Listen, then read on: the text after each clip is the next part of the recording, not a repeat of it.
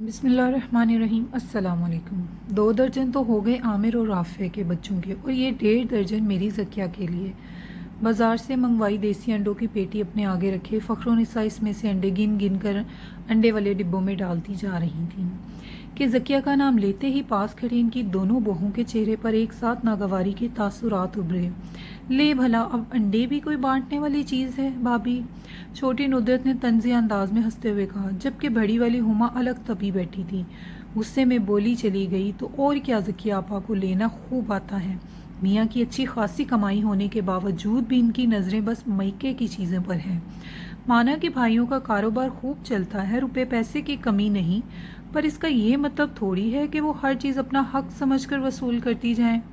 Kitchen में सब्जी काटने के साथ साथ ये देवरानी और जेठानी सरगोशियों में अपने दिल का गुबार निकालने में महू थीं कि सास को किचन की तरफ आते देखकर खामोश हो गईं। हुमा बेटा, आज गोश्त ज़रा ज़्यादा चढ़ा लेना, शाम में ज़किया आ रही है हमारी तरफ। फ़ख्रुन्निसा ने आकर खुशी खुशी इन्हें भी इत्तला दी। महीना भर तो हो चला था इसे मैके का चक्कर लगाए आ जाना चाह रही थी, तो मैंने कहा फिर रात का खाना तुम सब इधर ही खाना।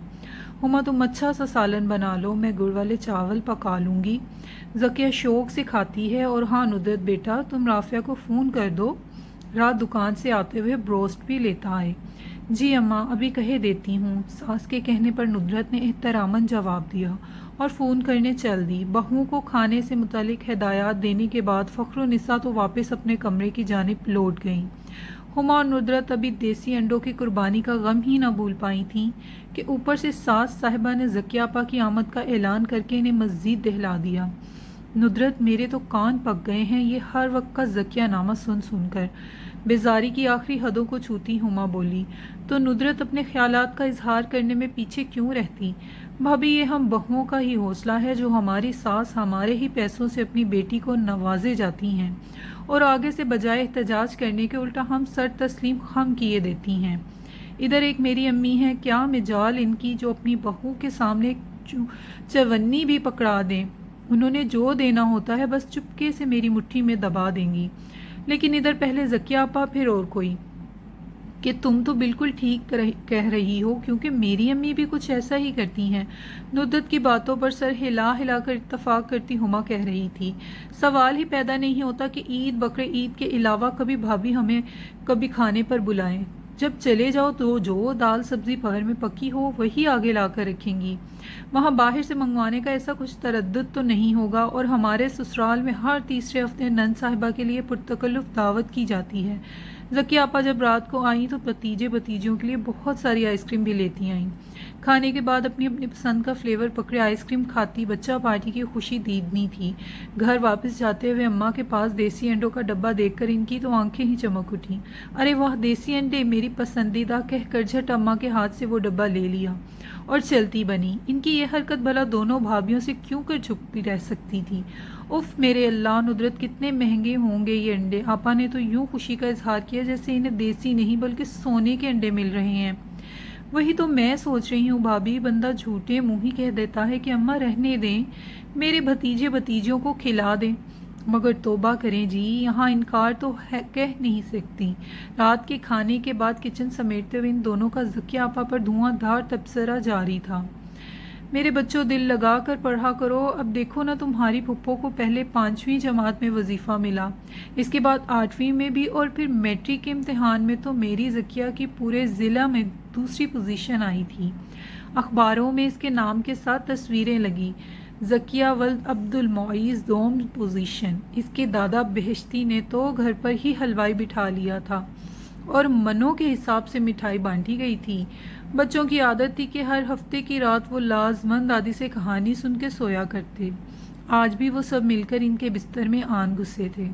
इन्हें नेक दिल शहजादी और जालिम जिन की कहानी सुनाते सुनाते फ़ख्रुन्निसा ने कब कहानी का रुख ज़किया आपा की तरफ मोड़ लिया था कि अम्मा के लिए दूध का गिलास लाती नुदरत ये जिक्र सुनकर वहीं बाहर से पलट आई।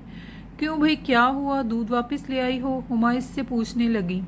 अंदर सास साहिबा तो बच्चों को कहानी सुनाने के बजाय इनकी ज़किया फुप्पो की काबिलियत की दास्तानें खोले बैठी हैं اور میرا کم از کم اس وقت یہ سب سننے کا بالکل بھی موڈ نہیں ہے۔ بھابھی میں اپنے کمرے میں جا رہی ہوں، آپ کسی بچے کو بلوا کر اماں کو دودھ بھجوا دیں۔ گلاس میز پر رکھ کر کمرے کی جانب جاتی ہوئی ندرت اس وقت ہما کو بے حد جھنجھلائی سی نظر آئی۔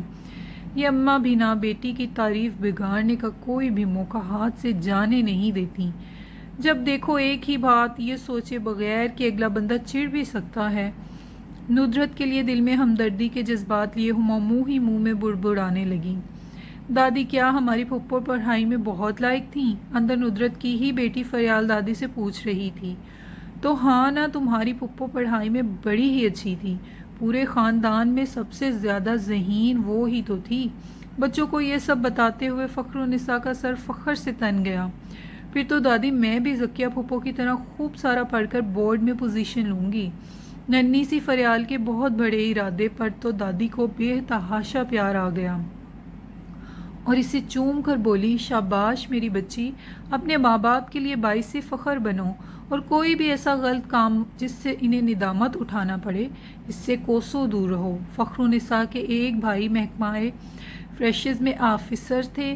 اس بار سردیوں میں انہوں نے بہن کو ڈھیر ساری مچھلی بھجوائی۔ دونوں بہوؤں کے ساتھ مل کر مچھلی صاف کرنے کے دوران حسب عادت اس میں سے بیٹی کا حصہ نکالنا نہ بھولی تھی۔ 5 دانے ذکیہ کے ہیں، لو بھئی لڑکیوں، ساری مچھلی دھو کے چھلی میں رکھو، میں اتنی دیر میں واپس آ کے اسے مسالہ لگاتی ہوں۔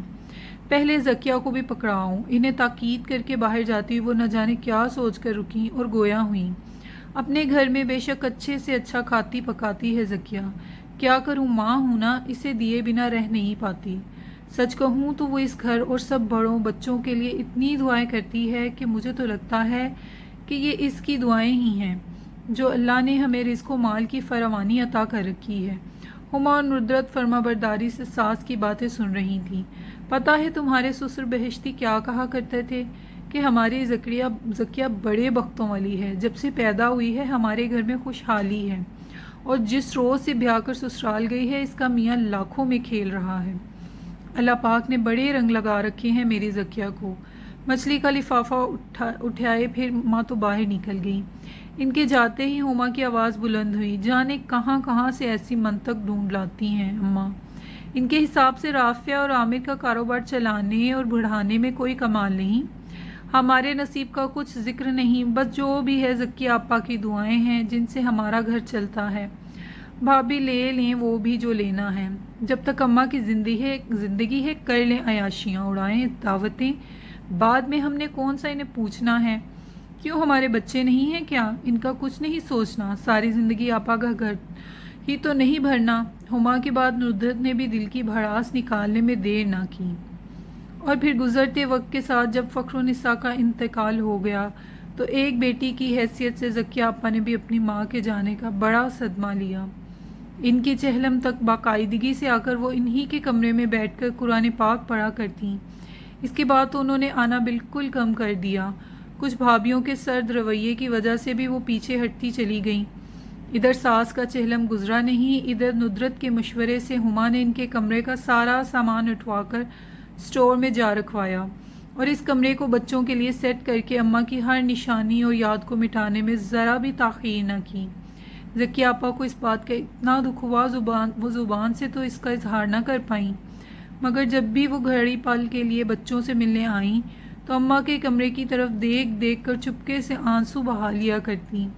انہیں اس کیفیت میں مبتلا دیکھ کر ہما و ندرت فاتحانہ مسرور ہوا کرتی۔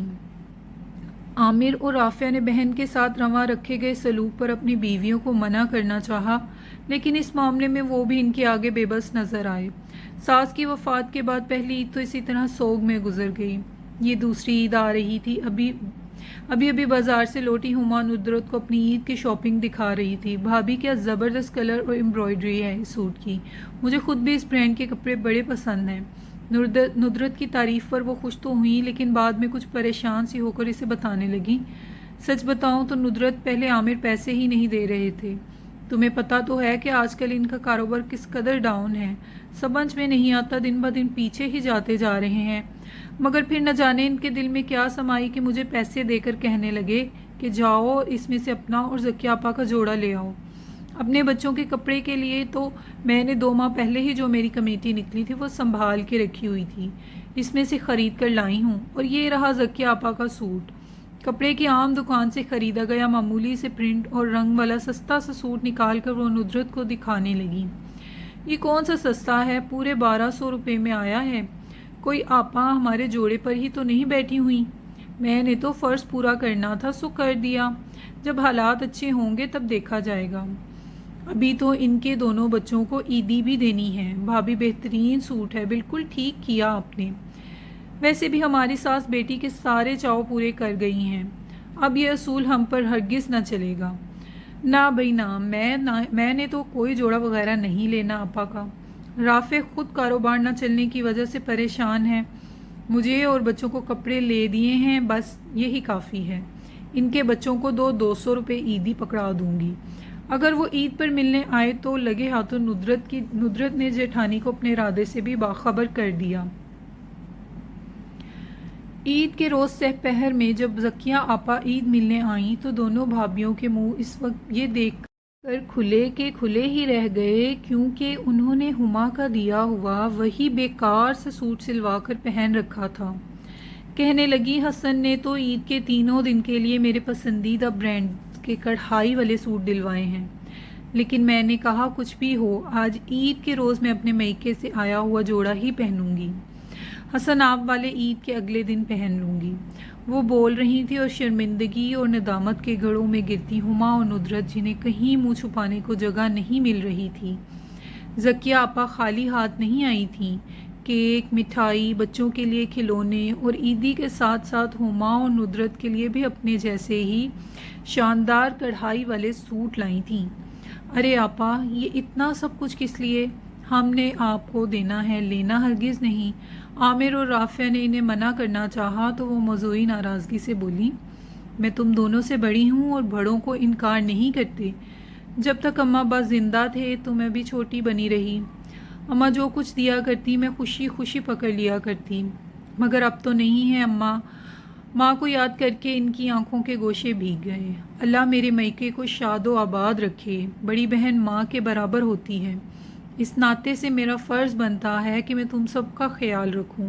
اس دوران ہما اور ندرت کی حالت کاٹو تو لہو نہیں کے مصادق تھی۔ ذکیہ آپا کی اعلیٰ ظرفی کے آگے ان دونوں کی پست ذہنیت کا بت پاش ہو گیا۔ اماں بلا وجہ ہی اپنی بیٹی کی تسبیح نہیں پڑھا کرتی تھیں، آج یہ حقیقت بھی ان پر اچھی طرح آشکار ہو گئی۔ ذکیہ آپا سچ میں بڑے بختوں والی تھی، ہوس و حسرت سے مبرہ، سراپائے شفقت، جنہیں نہ تو کل کوئی لالچ تھا اور نہ ہی آج، انہیں صرف عزیز تھا تو اپنے میکے کا مان، جس کی سلامتی کے لیے وہ بے لوث دعا گو رہا کرتی تھیں، اور اس بات کو انہوں نے اپنی کردار و عمل سے ثابت کر دکھایا۔ اماں کے مرنے کے بعد ذکیہ آپا سے روا رکھے جانے والا سلوک، ان کے کمرے کا سامان سٹور میں رکھوا کر آپا کو دی گئی اذیت پر اپنی فتح منانا، عامر اور رافع کا مسلسل گرتا ہوا کاروبار اور گھریلو حالات میں مالی تنگی، ہما اور ندرت کے لیے ایک ایک کر کے ہر چیز آئینہ بنی گئی، جس میں انہیں اپنا کردار واضح نظر آ رہا تھا۔ عید نام ہے اپنوں کے لیے دلوں میں جمی عدوت اور رنجش کی سیاہی کو مٹا کر بچے خلوص جذبوں کے ساتھ ان سے ملنے کا، غلطیوں کی صلاح اور تلافی کے لیے شاید عید کے دن سے زیادہ بہتر موقع اور کوئی نہ تھا۔ اس کا دیر سے ہی صحیح مگر انہیں احساس تو ہو گیا تھا، تبھی آنکھوں میں آنسو اور دل میں احساس شرمندگی لیے ان دونوں نے ایک دوسرے کو دیکھا، پھر ایک ہاتھ اٹھ کر ذکیہ آپا کے گلے جا لگیں۔ میں امید کرتی ہوں آپ لوگوں کو میری یہ سٹوری اچھی لگی ہوگی، اور پلیز میرے چینل کو سبسکرائب کر دیں، لائک بھی کریں اور اچھے سے ویوز دیں۔ جزاک اللہ۔